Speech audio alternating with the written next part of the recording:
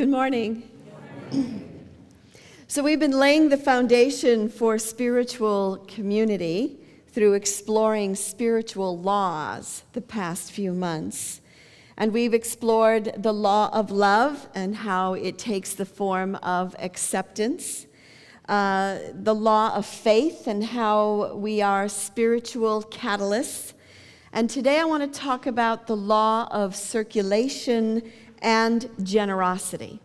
Because the truth is that circulation is life. Our blood is circulating through our bodies. We are breathing in and out.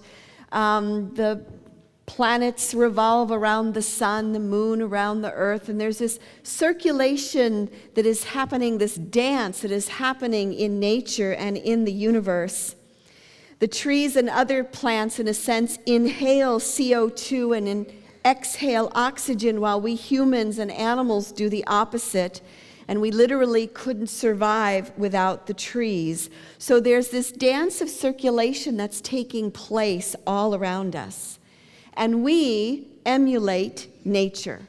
The truth is, we cannot hold on to anything. We must keep things circulating all the time. We cannot hold on to our possessions as much as we would like to try. We cannot hold on to people or emotions or thoughts. Last week we compared thoughts to being like clouds going across the sky, and you would no sooner grasp hold of a cloud and hold on to it tightly than you can a thought or an emotion. And it is holding on to things and not releasing them that leads us to be like Lot's wife, who turned around and looked at Sodom and Gomorrah and turned into a pillar of salt. We too crystallize, we get stuck when we're unwilling to release. So generosity and giving, the law of circulation, teaches us to let go. Because when you think about it, everything is on loan to us, right? Whatever you think is yours right now, whatever I think is mine, really is just what I get to have while I'm here, whether it be my house or my clothes or my pets or my friends, and even this physical body. Yeah? This physical body is on loan to us, and at some point we're going to have to give it back to the earth. The Dalai Lama said, "I'm just a vehicle to facilitate the pass-through." So we're just sort of moving things along while we're here. And Jesus said it this way. He said, don't store up things for yourself where thieves can come in and steal them, or the moths are going to eat them, or they're going to rust, but rather lay treasures for yourself in heaven where thieves do not break in and steal. For where your treasure is, there your heart is also. So it's about being in the moment. It's about being in the flow. I know that many of us have gone through the experience of walking through the end of the life of our elderly parents. Anybody? And having to help them release or release for them many of their possessions. My parents lived in the same house for over 30 years, and I think it took me a couple of months to start going through stuff and releasing it. And I remember when my mother died, my dad asked if I would go through her closet and, bag up her clothes and give them to Salvation Army, which I did. And really, there were about 6, 7, maybe 9 at the most bags. And then when my dad died about 10 years later, and I was going through stuff, I had no less than like 40 bags. And I never knew when my dad was alive what a clothes horse he was. I didn't know that he shopped as much as he did. It was quite amazing. I found a sweater in his closet that literally disintegrated when I touched it, because I think he hung it there when he moved into the house, and he just never released it and let it go. Gibran said, "All you have shall someday be given. Therefore give now, that the season of giving may be yours and not your inheritors." It's fun to give things away, isn't it? It's fun to give people things and that, they're going to like it or they can use it. It's fun to be like the Dalai Lama says, to be a pass-through. Just be a pass-through. So generosity is one of the first steps in spiritual practice, particularly in Buddhism. A couple of years ago, when we were studying all the different religions, what I learned about Buddhism is that they're very big on generosity. The teachings are very big on generosity. It's called dana. And in the Western culture, when we begin our spiritual practice, usually it's with meditation and it's with prayer. But in Buddhism, it actually begins with dana. It begins with the practice of generosity because they believe that first, it's important to open the mind and heart through giving so that when you do meditate, you're open and receptive.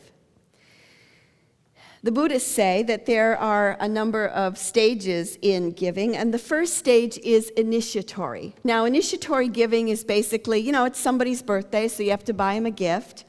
Or, it's Christmas, you got to buy something. Or, it's kind of like you show up and you give, but it's kind of mandatory.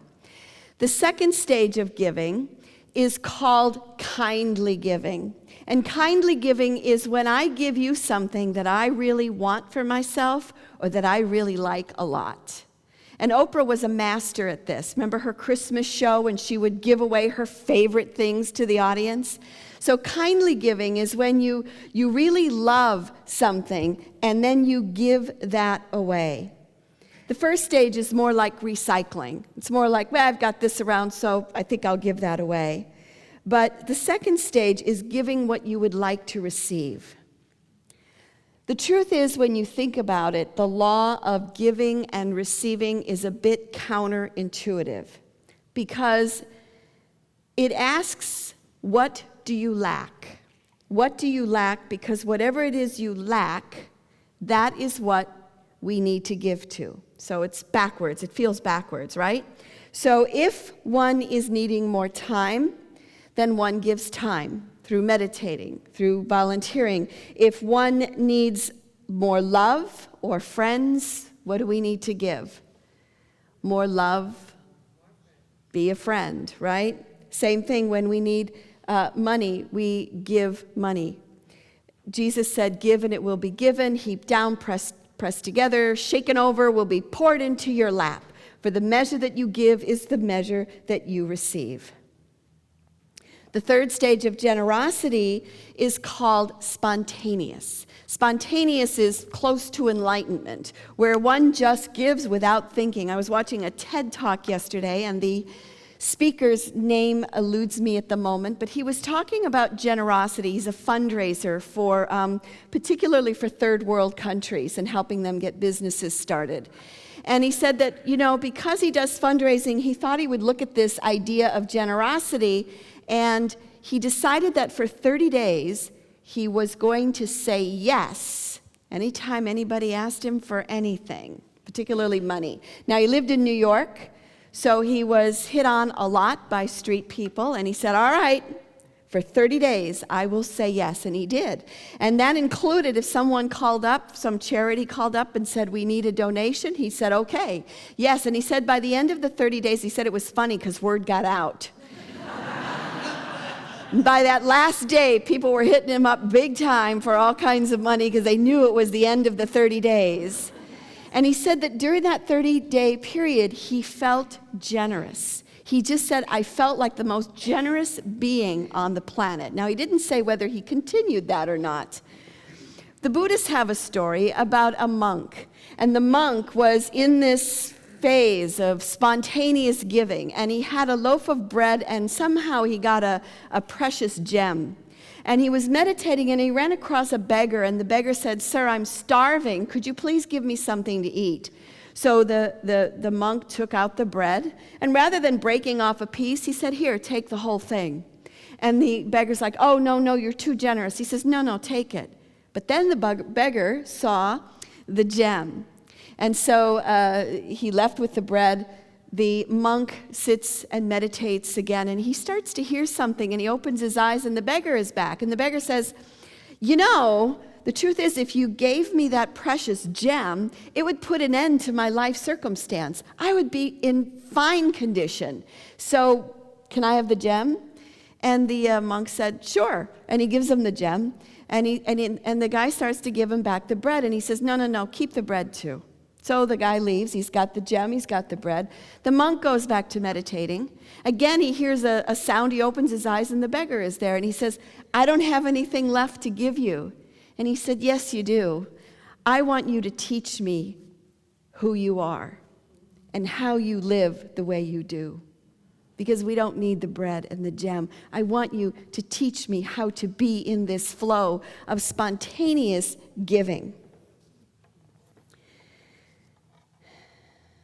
The practice of tithing initiates us into all stages of giving. It is initiatory, because we could try it as something we might want to do. It is kindly, because the truth is that as we give, we end up giving to ourselves. And it can lead to spontaneous generosity.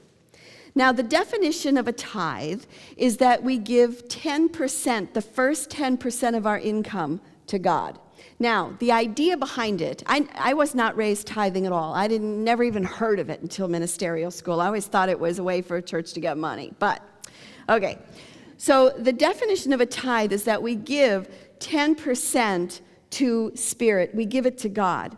So what that does is it makes me stop and go, okay, where is the source of my spiritual inspiration? Where is the source of my spiritual food? And what that process does is it makes me stop and recognize God as my spiritual, as my financial source. Not a job, not a partner, not something else, but the money is coming from Spirit through different channels. And by stopping and giving to that, it creates more and creates an energy field around that. I am not an absolutist. I know there are people who say you must do exactly 10% and you must do it before taxes. And the truth is, I think that we're all on this journey together and we're all practicing and playing with it. And if you've never done it, you might want to try with 1% or 3% or 5%. When I was a minister in Reno, the church did not tithe. Seattle Unity tithes. We tithe 10% always, regularly. But they weren't. And rather than come in and say, hey, you guys, you need to tithe 10%, I go, let's start with 1. Then we worked our way up to 3, and then we did the full 10 later on. We worked our way into it. But we're a spiritual community, and we're playing with this idea together. So I was introduced to tithing in ministerial school. I was taking a prosperity class, and Hypatia Hasbrook, our dean, said, okay, you're going to be teaching prosperity, so if you guys don't tithe, you have to tithe. You have to do it, because you can't teach it otherwise.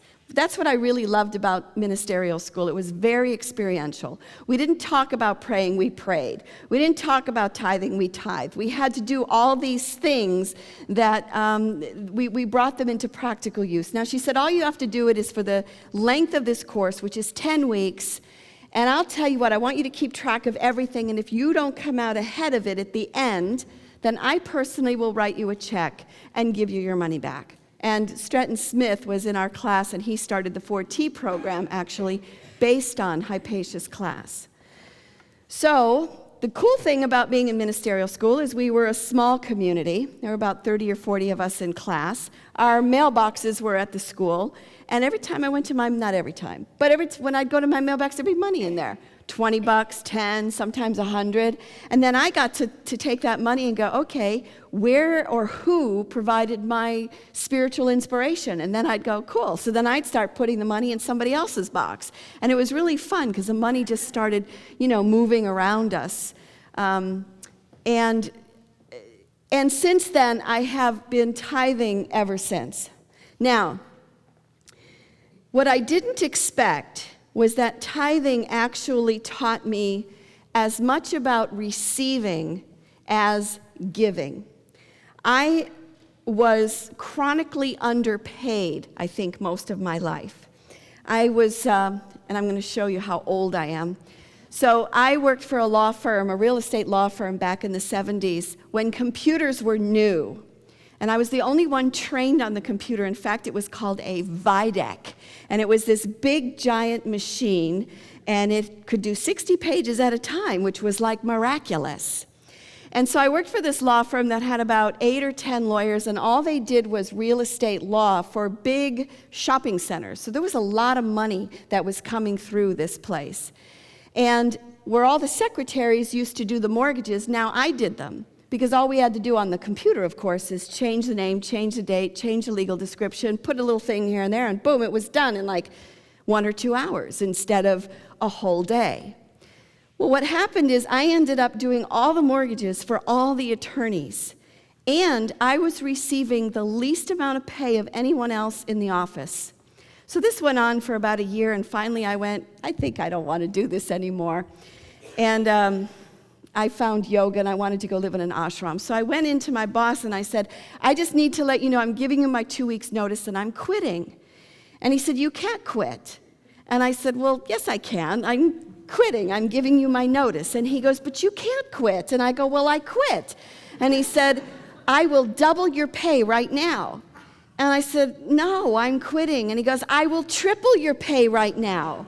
And I was like, why didn't you do that like 6 months ago or a year ago? And, I left and ended up going to the ashram. But what I've noticed with tithing is that as I give, I receive. And so being a good receiver and being willing to say yes to the good in life is just as important as handing over generosity and being generous, because it is the law of circulation. It is the law of giving and receiving, and as we give, we receive. And the truth is, I don't believe we can outgive God. It's not my experience. What I'm finding is the more that I keep giving, the more that keeps coming back to me over and over again. So it's asking me to step up to a different place. And again, Sada brought it up with the breathing, right? I mean, when you're scared, what do? You hold your breath. And when we're scared, what do? We hold on to our money and we hold on to our possessions, right? And yet it goes against the laws of the universe. In the book of Malachi, we read, bring the full tithe into the storehouse, and thereby put me to the test, said the Lord. If I will not open the windows of heaven for you and pour down for you a blessing until there is no more need. So if you haven't tried it, I invite you to give it a shot.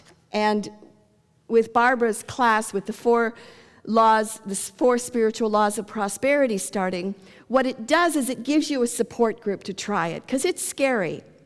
Especially, when you're looking at your bank book and you're like, I don't know how I'm going to make this work at all. It's great to have a support group. There is also generosity in community. The Buddhists would call it a sangha, and I believe that we are a sangha. A definition of a sangha is, it is an assembly of beings possessing some high degree of realization, the first stage of awakening.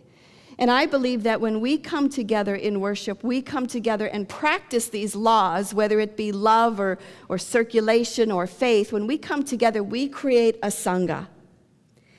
Now, we give to the community around us through feeding the homeless and the different things that we do.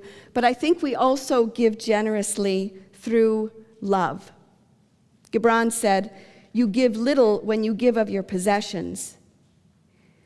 It's when you give of yourself that you truly give.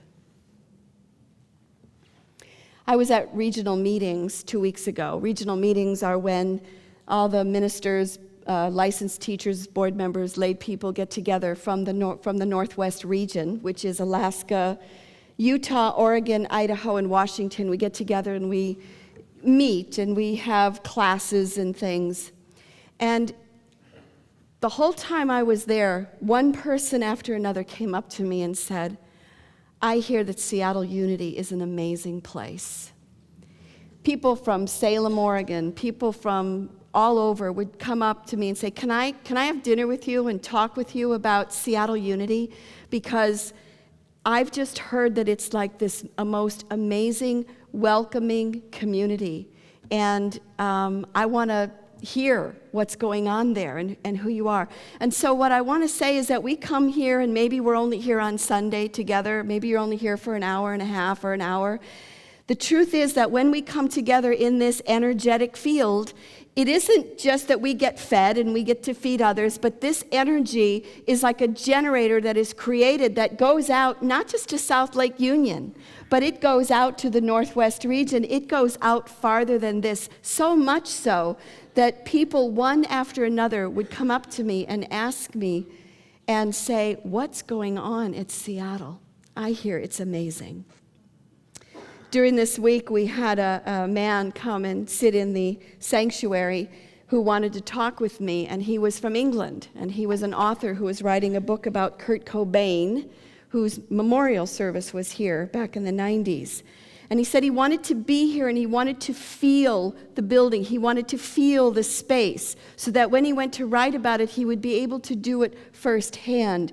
And he said he felt so blessed and held by this room, by the energy that is in here, by the tapestries. So know that every act of giving makes a difference. The practice of tithing introduces us to all stages of giving. It's initiatory because it's like, what? You want me to try what? It's kindly because we think we're giving out to the source of our spiritual inspiration, and the truth is it comes right back, and so we're giving to ourselves, and it teaches us to be spontaneous giving. So generosity and giving is counterintuitive. My question to you is, what are you lacking in your life right now? Whatever that is, you need to give to that. And if you haven't tried tithing, then I challenge you to this experiment, to the 4 laws of prosperity, to talk to people who have done it, and to tell me your stories, because I am uplifted when I hear the miraculous stories that happen in people's lives. We emulate nature. We are in this flow of circulation. And everything that we think that we have, everything that we think that we own, is simply on loan to us. We have to give it all back, including the physical body. Gibran said it this way. He said, "Seek first that you yourself deserve to be a giver and an instrument of giving. For in truth, it is life that gives unto life, while you who deem yourself the giver are but a witness." Or as the Dalai Lama said, "I'm a pass-through." So God said, "Put me to the test and see if the windows of heaven do not open to you." The law of circulation, the law of giving and receiving is like breathing, is like the heart beating and the blood circulating. It is like the exchange between our breath and that of the trees and the plants. We are all in this process together. So thank you for your generosity of spirit, your generosity of monetary substance, and the generosity that goes out of this building. Not just South Lake Union, not just the Northwest region, but I believe it goes out into the world. Amen.